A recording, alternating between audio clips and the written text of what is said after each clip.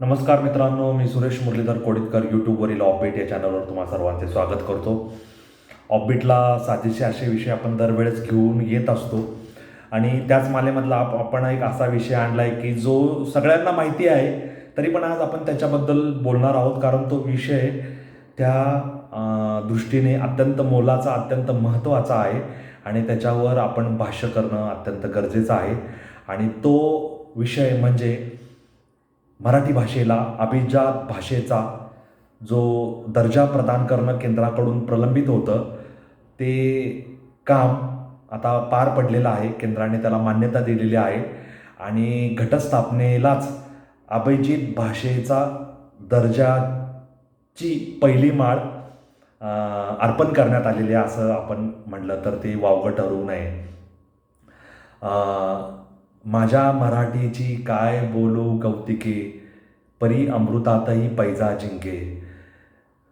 संतश्रेष्ठ ज्ञानेश्वर माऊलींनीच स्वतः सांगून ठेवलेलं आहे की या माझ्या मराठी भाषेचं काय कौतुक सांगू, काय गोडवा सांगू. अमृत आणि माझी मराठी भाषा जर ठेवली तर अमृतापेक्षाही सुमधुर, अमृतापेक्षाही गोड, अमृतापेक्षाही चांगली अशी जर भाषा कुठली असेल तर ती माझी मराठी भाषा आहे.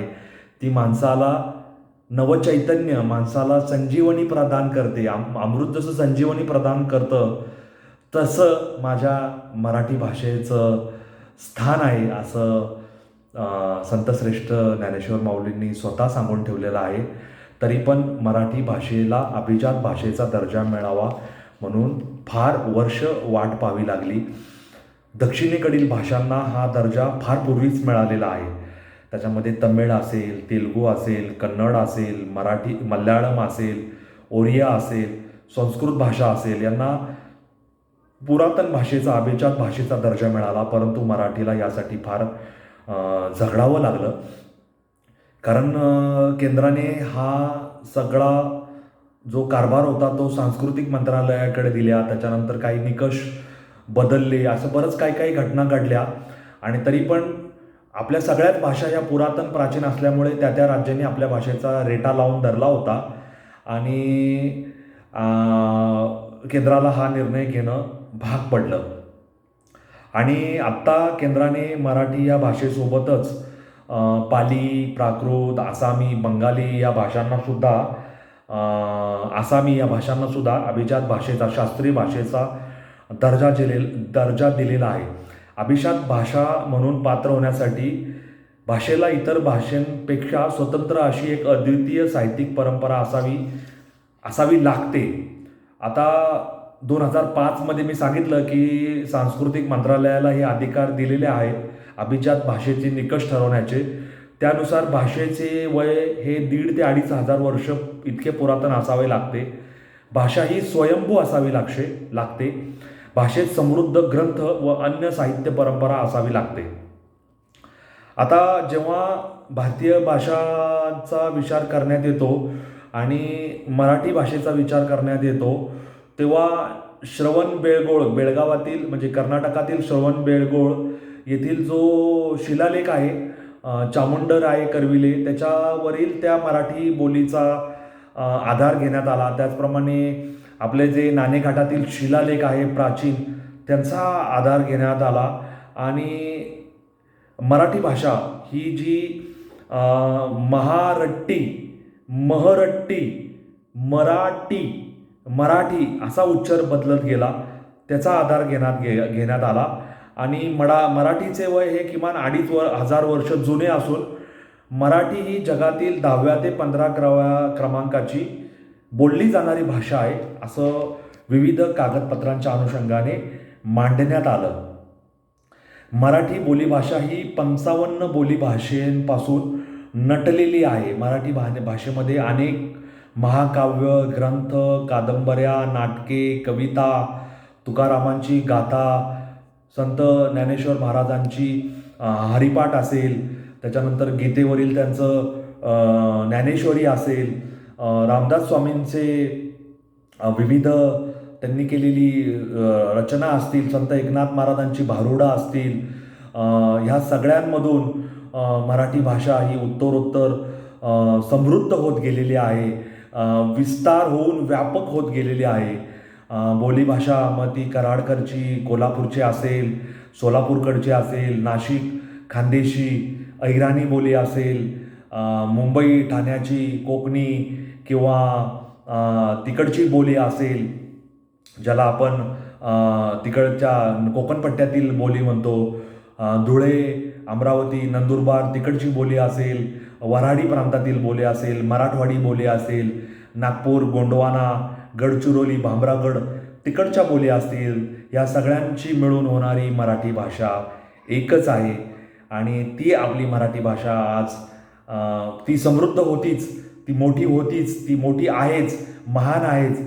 पण त्याच्यावर जे अधिकृत असा शासनाचा, केंद्राचा, सरकारचा शिक्का लागतो, तो शिक्का नवरात्रीच्या पावन पर्वावर आपल्या सर्वांना प्राप्त झालेला आहे. त्यामुळे सर्व मराठी जनांचे अभिनंदन मी या निमित्ताने करतो. आता मराठी भाषेचा दर्जा प्राप्त झालेला आहे. त्यामुळे केंद्र सरकारकडून राज्याला मराठी भाषेच्या संवर्धनासाठी, विकास कामासाठी मराठी भाषेवर आणखी सखोल संशोधन होऊन त्याच्यामध्ये काम करण्यासाठी भरीव निधी मिळेल. मराठी भाषेमध्ये अभ्यास, संशोधन, साहित्य संग्रह, मराठी भाषा शिकणे, प्राचीन ग्रंथ अनुवादित करणे, ग्रंथालयांना पाठबळ मिळणे, भाषेच्या अभ्यासासाठी उत्कृष्ट केंद्रांची स्थापना करणे, अध्यासन केंद्र स्थापन करणे, उत्कृष्ट काम करणाऱ्या संस्था, व्यक्ती, विद्यार्थ्यांना मदत करणे, कौतुकाची थाप त्यांच्या पाठीवर मारणे, या सगळ्या कामांसाठी भरघोस निधी मिळणार आहे. आणि मराठी भाषा आता अभिजात झाली म्हणून आपण आनंदोत्सव साजरा करणार असू, एकमेकांना गोडधोड भरवणार असू, पुष्पगुच्छांचं आदानप्रदान करणार असू आणि तेवढ्यावरच समाधान मानणार असू, तर ते तेवढंसं पुरेसं काम होणार नाही असं मला वाटतं. आपली मराठी भाषा आज मरणासन्न अवस्थेला आहे. मराठी शाळांची दुरावस्था झालेली आहे. मराठी शाळा बंद पडत आहे. मराठी शाळांमधील पटसंख्या दिवसेंदिवस कमी होत चाललेली आहे. मराठी पालकांचा मराठी शाळेमध्ये आपल्या पाल्यांना दाखल करण्याकडे कल नाही, ओढा नाही. त्यांना असं वाटतं की मराठी ही मागास आहे. मराठीत बोलायला लोकांना लाज वाटते. ATMमध्ये पैसे काढायला गेल्यावर मराठी भाषा निवडायला लोकांना लाज वाटते. हॉटेलमध्ये, मॉलमध्ये, मल्टिप्लेक्समध्ये, बँकेमध्ये, विविध शासकीय, अशासकीय, केंद्र शासकीय आस्थापनांमध्ये गेल्यावर, विद्यापीठांमध्ये, मोठमोठ्या संस्थांमध्ये, विविध केंद्रांमध्ये गेल्यावर मराठीत बोलायला लोकांना लाज वाटते. त्यांना वाटते आपल्याला धेडगुजरी, आपल्याला लो स्टँडर्ड समजलं जाईल का काय.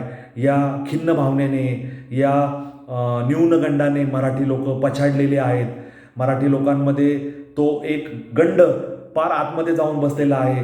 तो गंड निघणार आहे का अभिजात भाषाचा दर्जा मिळाल्यावर, असा प्रश्न मी तुमच्यापुढे उपस्थित करतो. मराठीत बोलायला मराठी माणसांना लाज वाटणार नाही, अभिमान वाटेल. त्यांची अभिमानाने मान ताठ होईल, शर्टाची कॉलर कडक होईल. असा दिन केव्हा येणार? मराठी भाषेविषयी आपल्या लेकरांना, आपल्या पोराबाळांना अभिमान कधी वाटणार?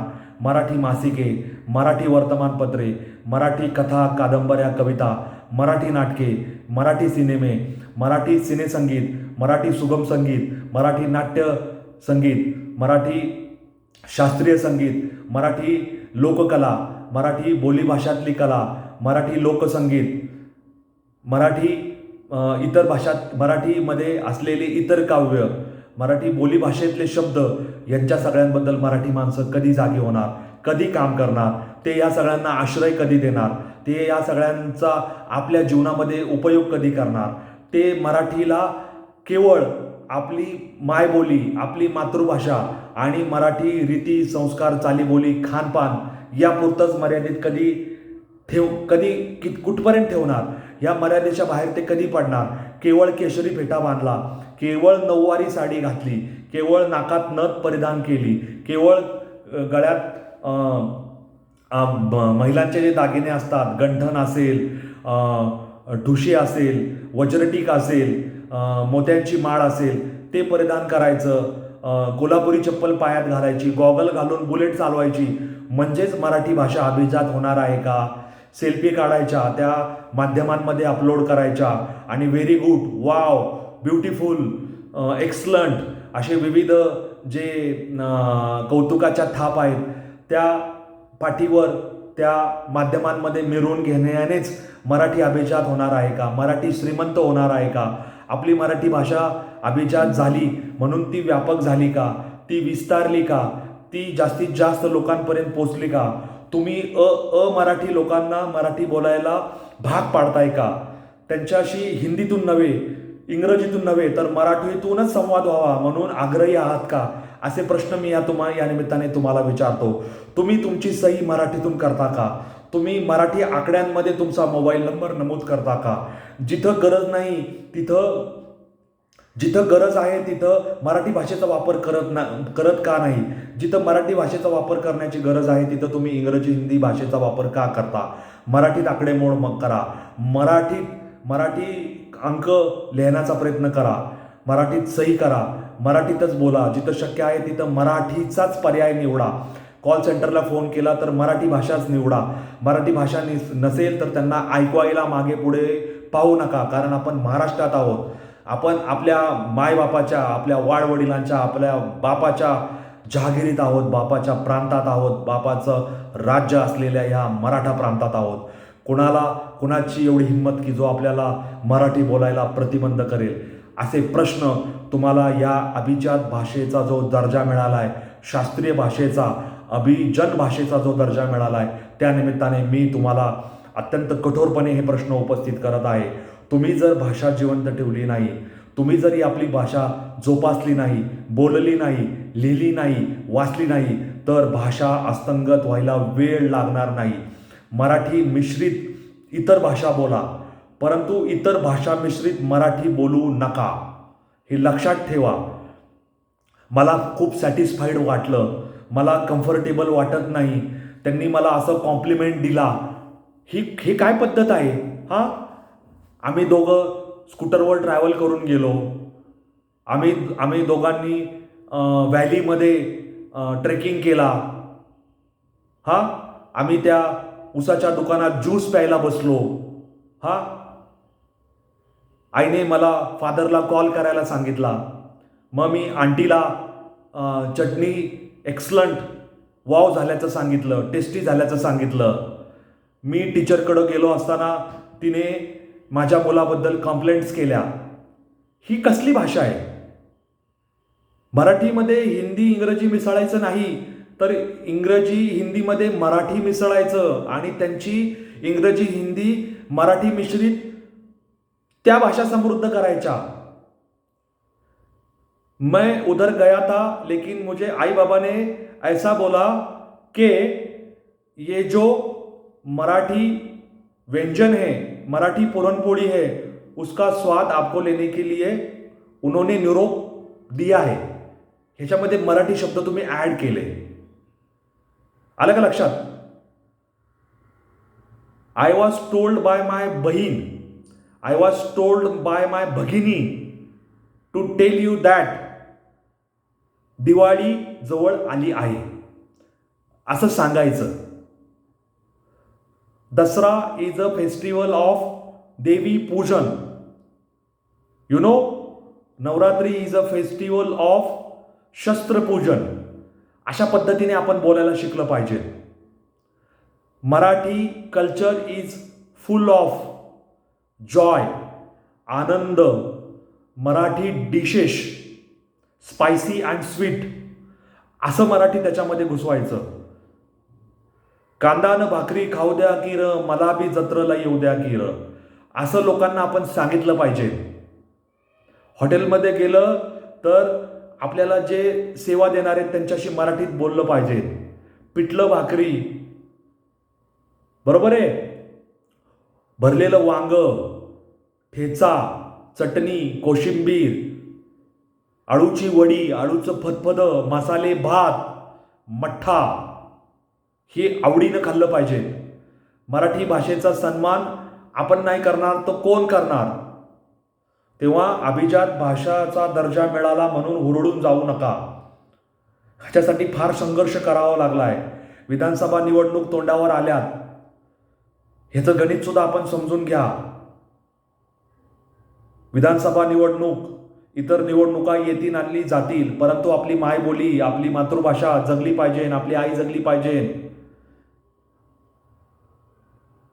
हा,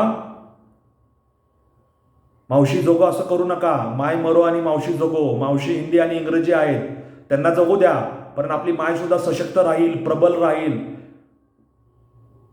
मजबूत राहील, ताठ खाण्याची राहील, हे पाहायची जबाबदारी मराठीच्या लेकरांवर आहे. आम्ही आपण सर्व लेकरं आहोत.